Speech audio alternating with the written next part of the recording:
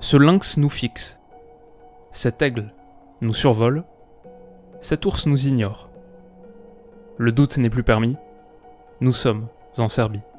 Car cette superbe terre, paradis de nature, est aussi une fière république qui, candidate à l'Union européenne, est proche de la Russie, de la Chine aussi. Personne ne dicte à la Serbie sa conduite. Ce pays a sa propre histoire. Et de Nikola Tesla à Nikola Jokic, il sait le parfum de la gloire. Mais si la Serbie brille souvent, sa sélection pourtant cherche encore l'éclair. Les grottes serbes, certes, sont légendaires, mais la caverne de l'histoire est sombre. Et le temps presse. Il est l'heure d'allumer la lumière.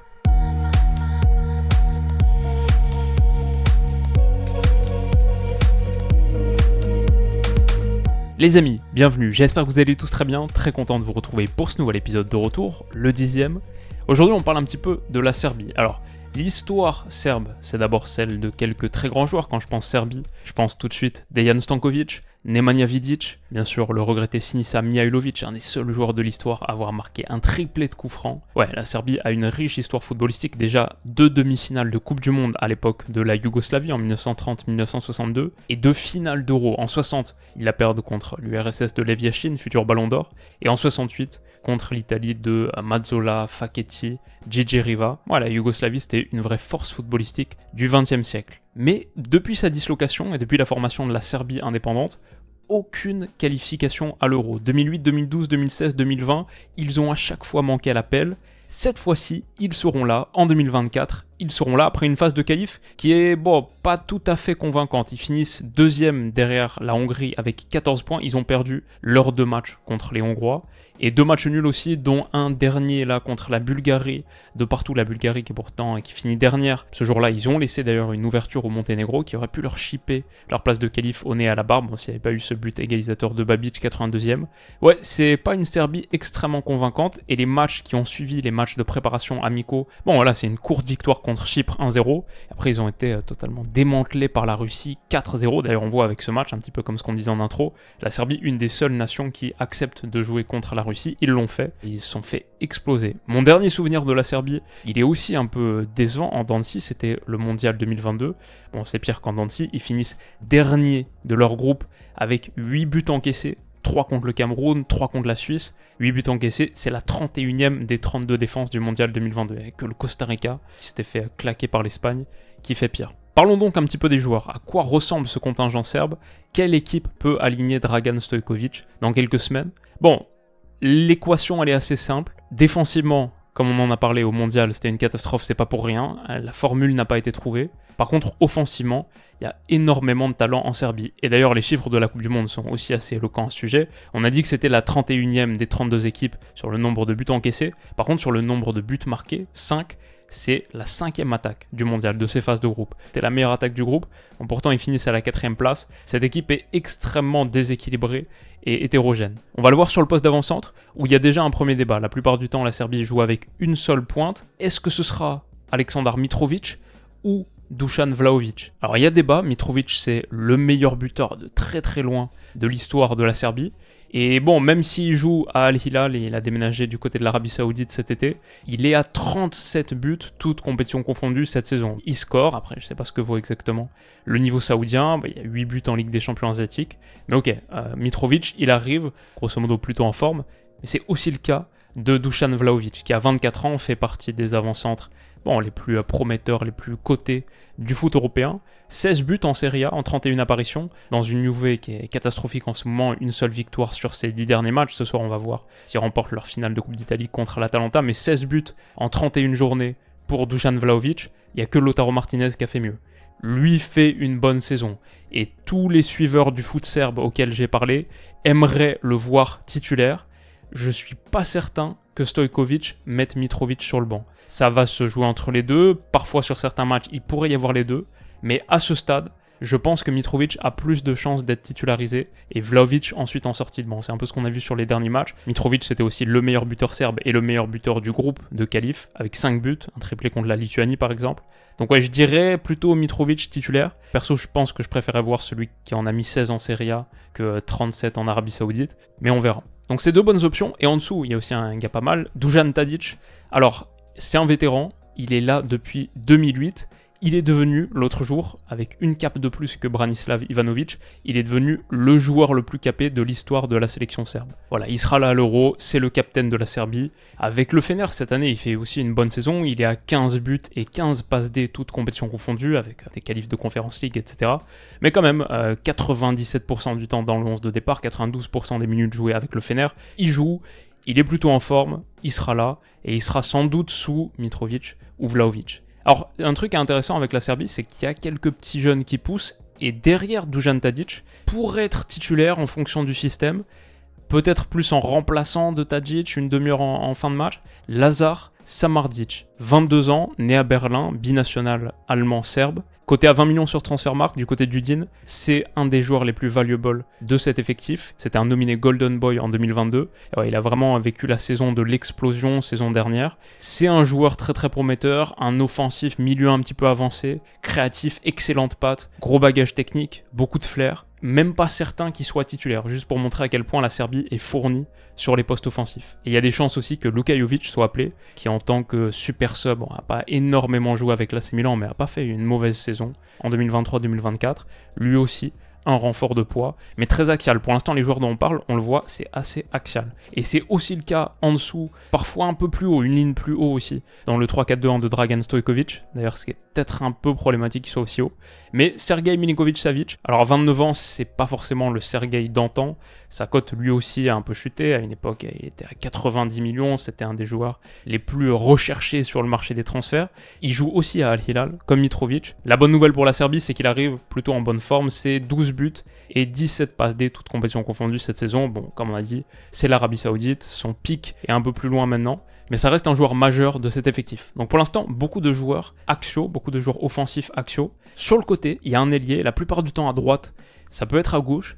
Je suis pas certain qu'il soit appelé, mais beaucoup de suiveurs du football serbe m'en ont parlé. C'est Veljko Birmančević, ailier droit de 26 ans, qui joue au Sparta Prague et qui est en train de tout déchirer dans le championnat tchèque cette saison. Il a 21 buts, 12 passes D, toutes compétitions confondues. Après, il a que 3 petites capes avec la Serbie. Il n'a pas été appelé en sélection depuis 2021 et c'est un ailier pour une équipe qui joue pas trop avec des ailiers. À voir si Stojkovic passera à une défense à 4. Pour l'instant, c'est pas trop la direction que ça prend. Ils l'ont testé contre la Russie, ils se sont fait exploser 4-0. Et comme cette Serbie a de gros problèmes de latéraux, franchement des gros problèmes de côté, mais encore plus sur le secteur défensif, des gros problèmes de latéraux, je suis pas certain qu'on voit un 4-2-3-1 avec une place faite pour Birmančević qui a que 3 petites capes. Mais bon, c'est un nom à garder en tête, peut-être, on verra dans quelques jours. Et ça nous met en tout cas sur la piste d'un secteur offensif qui est extrêmement fourni. Il y a de la qualité. Mais donc maintenant, là où le bas blesse, on l'a vu à la Coupe du Monde, on l'a vu en qualif, on l'a vu sur les matchs de préparation, le secteur défensif, il fait un petit peu peur. Milenkovic, Pavlovic et Erakovic ou Mazovic, il n'y a pas forcément un troisième central clair. Eux deux seront titulaires, ça c'est quasiment sûr. On ne sait pas trop pour le troisième.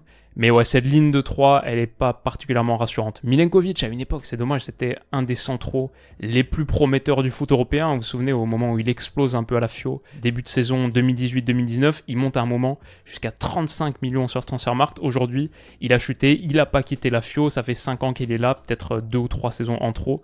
Il est plus coté qu'à 16. Et malgré sa taille, 1m95, son gabarit, sa présence physique, aujourd'hui, pour les suiveurs du foot serbe auxquels j'ai parlé, il n'est même pas forcément le meilleur central de cette équipe. Beaucoup préfèrent Strajnia Pavlovic. Peut-être un petit peu moins de talent intrinsèque, mais au niveau de la mentalité, pas grand chose à reprocher à Pavlovic. Donc je pense que pour beaucoup, ils considéraient que c'est le meilleur central des 3. Mais là, il n'y a pas vraiment de certitude. Milenkovic, c'est pas top. Et aussi, une ligne de 3, généralement, si tu as une vraie bonne ligne de 3, c'est aussi que tu as de tops options sur les côtés. Un système à 3 défenseurs, ça fait briller les pistons. Et que ce soit Kostic ou Zivkovic, pour des raisons différentes, juste parce que Kostic en sélection, ça n'a jamais marché très très bien. Et Živković, bon, même si lui fait une très bonne saison d'un point de vue statistique au PAOK, c'est 17 buts et 12 passes décisives, toutes compétitions confondues pour Živković, bah c'est pas vraiment un défenseur, c'est un ailier. En club, il joue ailier, un cran plus haut. Là, le fait de le mettre piston, ça participe de cette fébrilité, cette fragilité défensive de la Serbie, qui est le thème récurrent de cette sélection depuis plusieurs années maintenant. La réalité, c'est que le système, le bon système, la vraie disposition, a toujours pas été trouvé, parce qu'il n'y a pas de très bons latéraux ou d'options défensives comme ça sur les côtés. Peut-être qu'on peut envisager de sortir un central, sortir Kostic et Živković, et pourquoi pas en tant que défenseur droit, une des vraies pépites du foot serbe, c'est Kosta Nedeljković. C'était un petit peu l'espoir de la Serbie sur ce poste de défenseur droit. Problème, il s'est blessé, donc ça compromet encore plus les possibilités de voir une défense à 4. Bon, après ça pourrait être Gajic, ça pourrait, je suis pas certain que Stojković préfère cette option qu'un système à 3. Il y a Mladenovic, mais ça aussi c'est rien de vraiment garanti. Donc je pense qu'à ce stade, le plus probable, c'est de reconduire un système à 3 qui permet aussi d'avoir Milinković-Savić un petit peu plus dans un rôle de projection 8-10 aux côtés de Dusan Tadić que dans un double pivot 4-2-3-1. D'ailleurs, sur le poste de milieu défensif, il y a aussi un petit problème pour la Serbie, c'est que le titulaire d'habitude, et qui joue parfois aussi en défense centrale, mais qui sur le papier est le 6 de cette équipe, c'est Nemanja Gudelj. Lui on le connaît bien, c'est un vrai vétéran, 32 ans. Le problème, il s'est blessé, il s'est reblessé il n'y a pas longtemps, blessure au ménisque. Alors, Transfermarkt dit retour attendu le 23 juillet 2024. De ce que j'ai vu, je pense pas que ce sera aussi tard. J'ai vu un article hier, il est de retour à l'entraînement, mais il pourrait manquer significativement de rythme.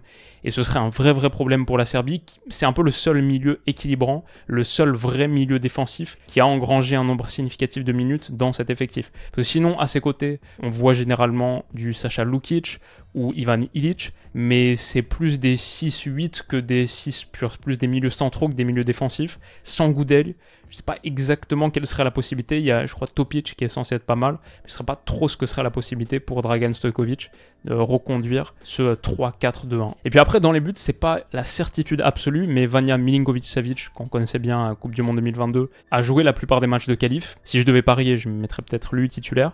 Mais après, il y a Petrovic de Chelsea, qui a enchaîné les matchs récemment, qui pourrait jouer une place. Rajkovic semble peut-être un petit peu plus loin, même s'il a été titulaire dans un des 2 matchs amicaux récemment. Dommage pour la Serbie, parmi les milieux défensifs qui auraient pu être intéressants, il y a le petit Aleksandar Pavlovic du Bayern, qui est binational serbe et qui était éligible pour la Serbie. Mais bon, il a été appelé par Nagelsmann hier, à l'heure où je m'enregistre.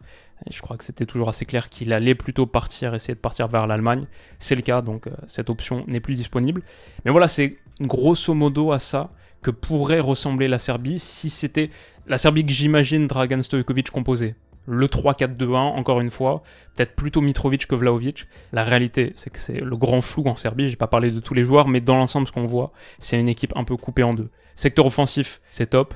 Derrière, ça fait un peu flipper. Et surtout, c'est pas hyper bien coaché. Dragan Stojković est assez décrié. Est-ce qu'il a ce qu'il faut pour permettre à la Serbie de sortir de son groupe? L'Angleterre pour démarrer, à Gelsenkirchen, 16 juin à 21h, pas top. Ensuite, la Slovénie, on en reparle très vite. Et enfin, le Danemark, ça ressemble à la bataille pour la qualif. Et d'ailleurs, si on pose la question au bookmaker, qui atteindra les 8e de finale? Bon, l'Angleterre, c'est l'équipe la plus favorite de toutes. Ok, sa place est quasiment garantie. Ensuite, il y a le Danemark à 1,30. Et la Serbie est un peu plus bas, 1,55. Mais la Slovénie est plus bas. La Slovénie, là, à 2,25. Le problème, c'est le secteur défensif. Le problème, c'est que c'est pas hyper bien coaché. Le problème, c'est qu'il manque un petit peu de qualité sur les flancs, notamment derrière. La formule n'a toujours pas été trouvée. Maintenant, c'est clair aussi, devant, il y a beaucoup de talent. Parmi les joueurs clés, les joueurs star phares, mais aussi quelques petits jeunes qui poussent, qui arrivent. Samardzic, par exemple, il a été titularisé au dernier match contre Chypre, il a donné une passe décisive. Lui, ça pourrait être un des joueurs à suivre de l'Euro. Gardons un œil sur Lazar Samardzic. Il faut laver l'affront de la Coupe du Monde 2022. S'il devait y avoir une nouvelle déception après le Mondial au Qatar, ce serait franchement un énorme gâchis, je trouve, pour cette génération. Un grand merci au compte Étoile Rouge Belgrade France sur Twitter, qui m'a beaucoup aidé, beaucoup de messages échangés, beaucoup aidé pour faire cette vidéo, comme Lazar Van Parijs aussi, qui est un véritable expert qui va m'aider sur l'épisode hongrois. Un grand merci à lui. Et enfin, j'ai pas mal checké la page Serbian Football Scout sur Twitter aussi. Plein de très bons détails sur les petites pépites du football serbe. Voilà, lui aussi, il a fait son 11 par exemple. Il met Vlahovic titulaire, Tadic, Gudelj, il pense qu'il sera de retour, Sergej Milinković-Savić, Ilić plutôt que Lukic. Mais voilà, lui préfère un 5 5-3-2 avec Gudel un petit peu plus bas et Sergei aussi un petit peu plus bas que là où a tendance à le mettre Dragan Stojkovic. Donc bon, on verra à quoi ressemblera cette équipe et on le verra sur leur match d'ouverture contre l'Angleterre, qui va être un moment intéressant de ce début de tournoi. Rendez-vous bien sûr, on analysera ce match, on analysera tous les matchs de l'Euro et on va passer un très très bon moment. Les amis, j'espère que ce petit épisode vous aura plu. Rendez-vous très vite pour le prochain. D'ici là, comme d'habitude, passez une excellente journée et une très bonne soirée. Bisous.